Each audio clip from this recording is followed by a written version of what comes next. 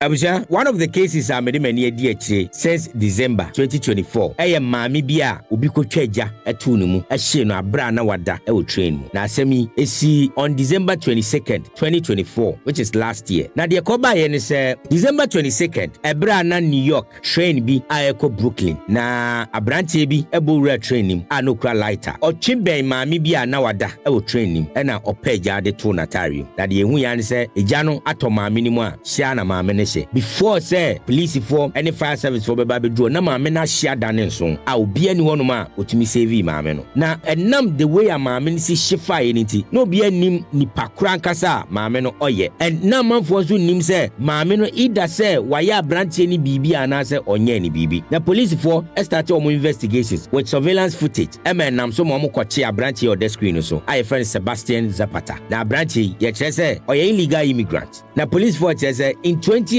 and abrantie ye deported no enti no mo nim kra say abrantie we Sebastian Zapata abrantie wasanso kra by United States and what they are saying is say just obaye no or homeless subway hono ma anoda and they are also saying say ebro mu bisa abrantie no say maame na wahye no ye dear relationship na dam one maame ntem no also ono onkai say wahye obi na oni maame bia enti police for the footage ni kire no a identify no say ye ono no e na o kire say honestly on Saturday no na wabro enti say kwan ye fa so eja no koto maame na tare mu maame ne hye ye de wanhu and the police thought to say Abrantiano was lying. So omo with omo investigations, omo charge Abrantiano with murder. Now after weeks of investigations, no, according to authorities, omo to me the maame no fingerprints and any DNA. To me identify maame say maame no a 57-year-old Debrina Kwam. Now Debrina if in New Jersey. Now ampa there is no record IHSM Debrina enim